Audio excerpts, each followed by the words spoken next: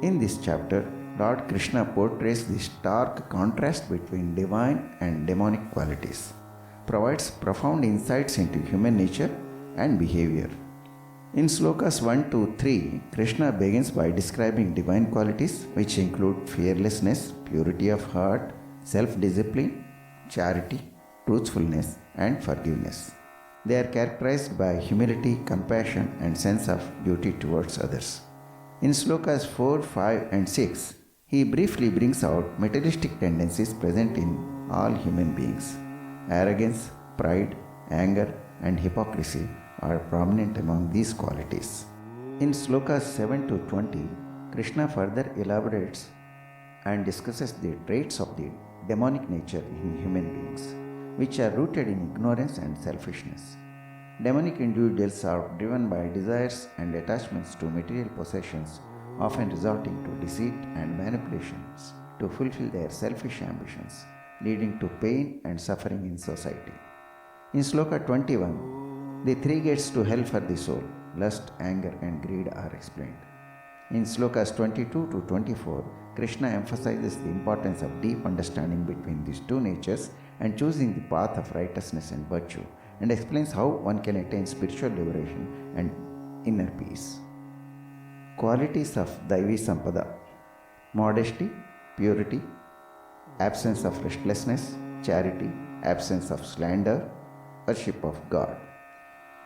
Qualities of Asuri Sampada: pomp and show, arrogance, superiority complex, anger, rudeness, impoliteness, harshness, mannerlessness, and utter disregard for Dharma Shastras.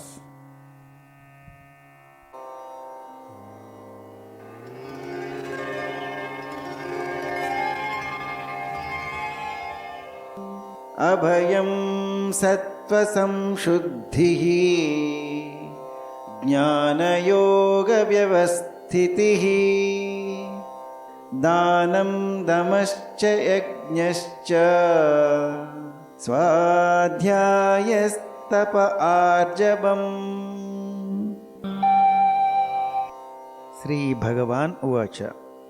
ఓ భరతవంశీయుడా, దైవీ సంపద కలవాని లక్షణములు ఇవిగో: నిర్భయత్వము, కల్మషం లేని మనస్సు, ఆధ్యాత్మిక జ్ఞానములో దృఢ సంకల్పము, దానము, ఇంద్రియ నిగ్రహము, యజ్ఞములను చేయుట, పవిత్ర గ్రంథ పఠనం, తపస్సు మరియు కపటం లేకుండుట.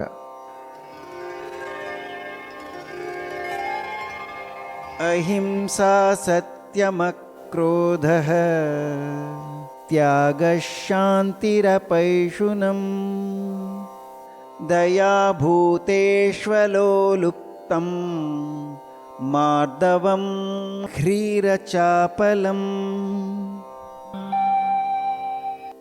అహింస, సత్యసంధత, క్రోధము లేకుండుట, త్యాగము, శాంతి, ఇతరుల దోషములను వెదగకుండా ఉండుట, సర్వప్రాణుల పట్ల దయ, దురాశ లేకుండుట, సౌమ్యత, సిగ్గు, అణుకువ మరియు నిశ్చలత్వము.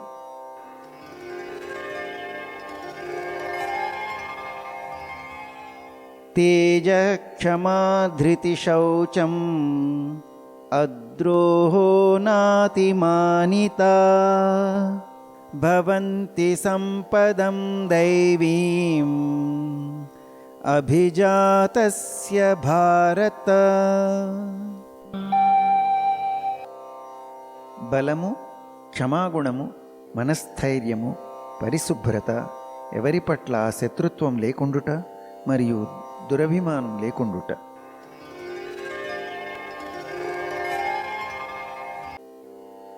దంభో దర్పోభిమానశ్చ క్రోధపారుష్యమేవ చ అజ్ఞానం చాభిజాతస్య పార్థ సంపదమాసురీం.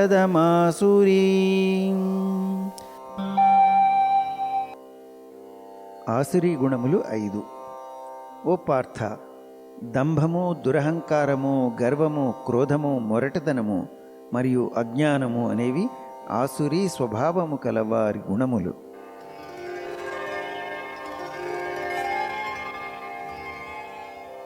दैवी सम्पद्विमोक्षाय निबन्धाय सुरीमता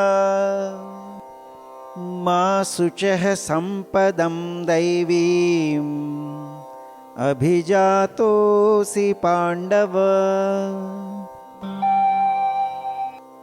దైవీ గుణములు మోక్షము దిశగా తీసుకువెడతాయి, కానీ ఆసురీ గుణములు బంధనములలో చిక్కుకుపోయి ఉండటానికి కారణమవుతాయి. శోకింపకము అర్జున, నీవు దైవీ గుణములతోనే జన్మించిన వాడవు.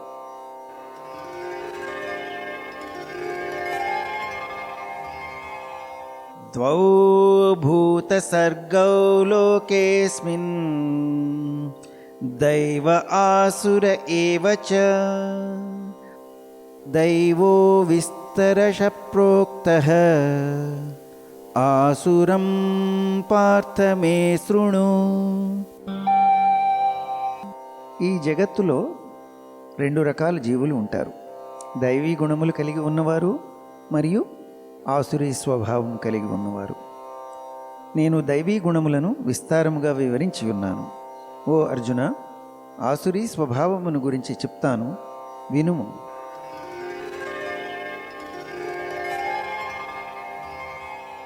ప్రవృత్తిం చ నివృత్తిం చ జనానా విదురాసురాః న శౌచం నాపి చాచారః న సత్యం తేషు విద్యతే. మంచి చెడుల విచక్షణ. ఆసురీ గుణములు కలవారు ఏది మంచి నడవడిక మరియు ఏది చెడు నడవడిక అనేది అర్థం చేసుకోరు. అందుకే వారు పవిత్రత కానీ, సత్ప్రవర్తన కానీ, లేదా కనీసం సత్యసంధత కూడా కలిగి ఉండరు.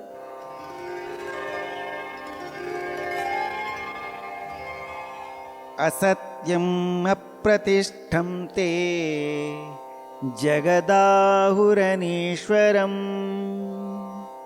అపరస్పర సంభూతం కిమన్యత్ కామహేతుకం. సృష్టికర్త అనేవాడే లేడు. ఆసురీ స్వభావం ఉన్నవారి భావన ఇలా ఉంటుంది: ఈ జగత్తులో పరమసత్యము అనేది ఏదీ లేదు, ఏ రకమైన నైతిక ఆధారమూ లేదు, మరియు భగవంతుడు కానీ సృష్టికర్తగా అనేవాడు కానీ లేడు.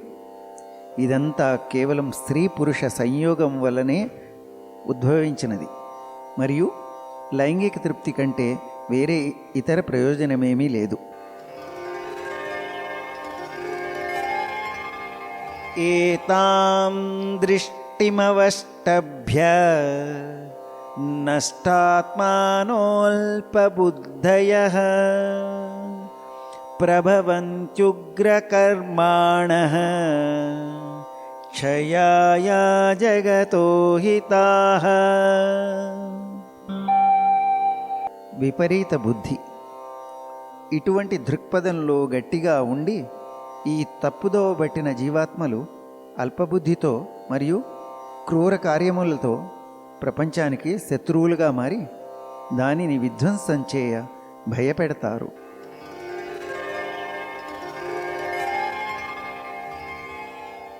కామమాశ్రిత దుష్పూరం దంభమానమదాన్వితాః మోహాద్ గృహీత్వా సద్గ్రాహాన్ ప్రవర్తంతే అశుచివ్రతాః.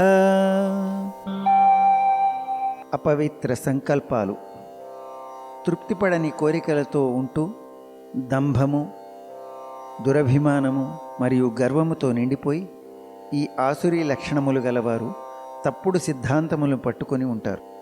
ఈ విధంగా మోహితులై వారు తాత్కాలికమైన వాటికి ఆకర్షితులై సదా అపవిత్ర సంకల్పాలతో ప్రవర్తిస్తారు.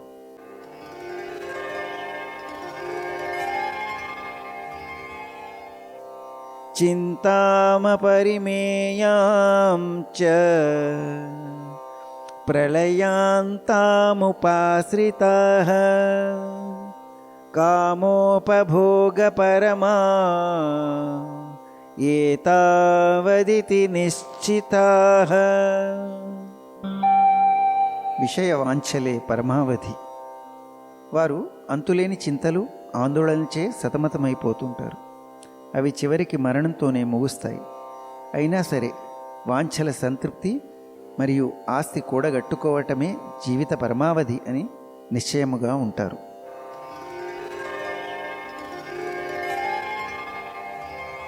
ఆశాపాశసతైర్బద్ధాః కామక్రోధపరాయణాః ఈహంతే కామభోగార్థం అన్యాయేనర్థసంచయాన్. సంచయమే ధ్యేయం. వందల కొద్దీ కోరికలచే కట్టివేయబడి కామక్రోధములచే ఆవరింపబడి వారు అన్యాయ పద్ధతులలో సంపదను ప్రోగు చేయడానికి శ్రమిస్తారు. ఇదంతా వారి ఇంద్రియ సుఖాల కోసమే.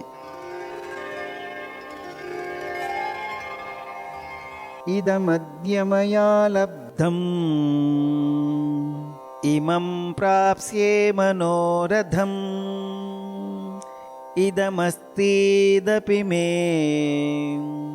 భవిష్యతి పునర్ధనం. అపరిమిత ధన వాంఛ. ఆసురీ లక్షణములు కలిగిన వారు ఇలా ఆలోచిస్తారు: నేను ఇప్పటికే చాలా ధనమును సంపాదించాను, నా ఈ కోరికలు తీర్చుకుంటాను, ఇదంతా నాదే, రేపు నాకు ఇంకా వస్తుంది. అసౌ మయా హతః శత్రుః హనిష్యే చాపరానపి ఈశ్వరోహం అహం భోగి సిద్ధోహం బలవాన్ సుఖీ. నేనే ప్రభువుని, ఆ శత్రువు నాచే నాశనమైపోయాడు, మరి నేను మిగతా వారిని కూడా నాశనం చేస్తాను. నేను స్వయంగా దేవుడి వంటి వాడిని, నేనే ఇదంతా భోగించేది, నేను దోషరహితుడను, నేను శక్తిమంతుడను, మరియు నేను చాలా ఆనందంగా ఉన్నాను. ఆఢ్యో అభిజనవానస్మి కోన్యోస్తి సదృశో మయా యక్ష్యే దాస్యామి మోదిష్య ఇత్యజ్ఞాన విమోహితాః. అజ్ఞానమోహితులు. నేను ధనవంతుడను మరియు గొప్ప హోదాల్లో ఉన్న బంధువులు నాకున్నారు, నాకు ఇక సాటి ఎవరు? నేను యజ్ఞములు చేస్తాను, దానములు ఇస్తాను, ఆనందిస్తాను.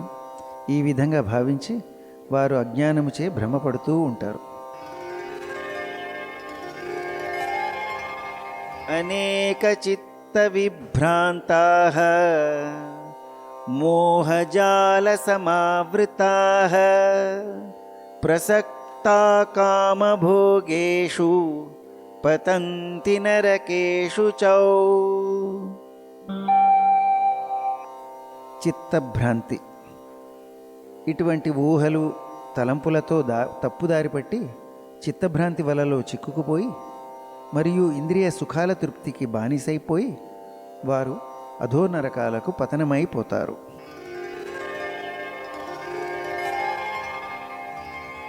ఆత్మసంభావితాస్తబ్ధాః ధనమానమదాన్వితాః యజంతే నామ యజ్ఞైస్తే దంభేన అవిధిపూర్వకం. ధనమదం. ఇటువంటి దురహంకారంతో మరియు మొండిపట్టు దలగల మనుషులు తమ ధనము సంపదచే గర్వము అహంకారంతో నిండి శాస్త్ర నియమాల పట్ల ఏమాత్రం గౌరవం లేకుండా నామమాత్రంగా అతి ఆడంబరంగా యజ్ఞములు చేస్తారు. అహంకారం బలం దర్పం కామం క్రోధం చ సంశ్రితాః మామాత్మపరదేహేషు ప్రద్విషంతో అభ్యసూయకాః. దైవదూషణ. అహంకారము, బలము, గర్వము, కామము మరియు కోపముచే కళ్ళు మూసుకుపోయి ఈ ఆసురీ ప్రవృత్తి గలవారు తమ దేహములో మరియు ఇతర దేహముల్లో కూడా ఉన్న నన్ను దుర్భాషలాడుతూ ద్వేషిస్తూ ఉంటారు.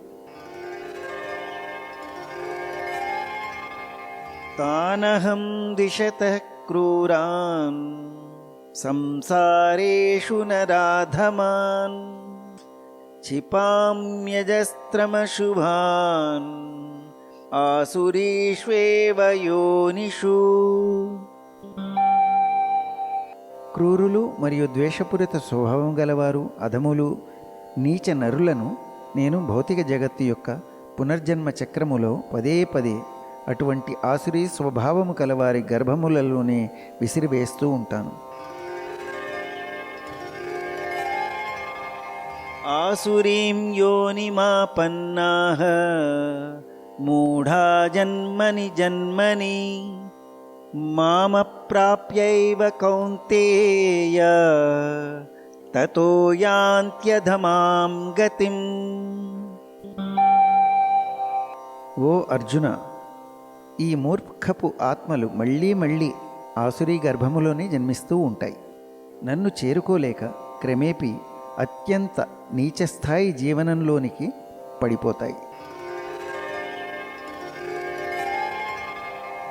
త్రివిధం నరకస్యేదం ద్వారం నాశనమాత్మనః కామః క్రోధస్తథా లోభః తస్మాదేతత్త్రయం త్యజేత్.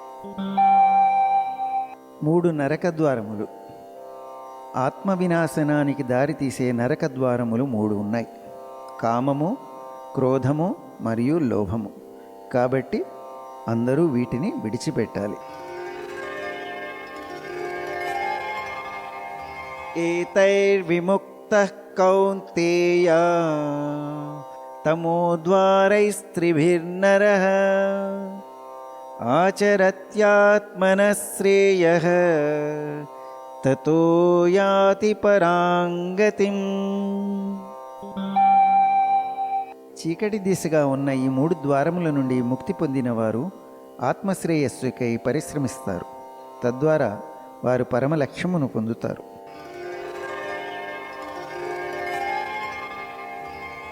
యశాస్త్రవిధిముత్సృజ్య వర్తతే కామకారతః న స సిద్ధిమవాప్నోతి న సుఖం న పరాం గతిం. ఎవరైతే శాస్త్రములలో చెప్పబడిన ఆదేశములను కాదని కామప్రేరితులై ప్రవర్తిస్తారో వారు పరిపూర్ణ సిద్ధిని గాని సుఖాన్ని గాని చివరికి జీవిత పరమలక్ష్యమును గాని సాధించలేరు.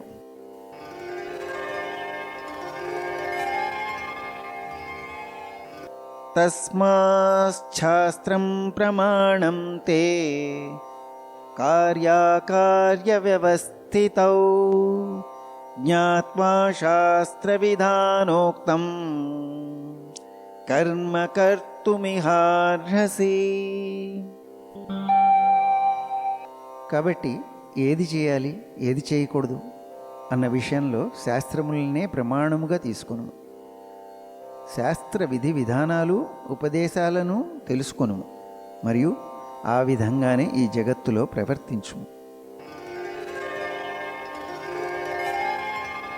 ఓం తస్సదితి శ్రీమద్భగవద్గీతాసూపనిషత్సు దైవాసుర సంపద్విభాగయోగో నామ షోడశోऽధ్యాయః.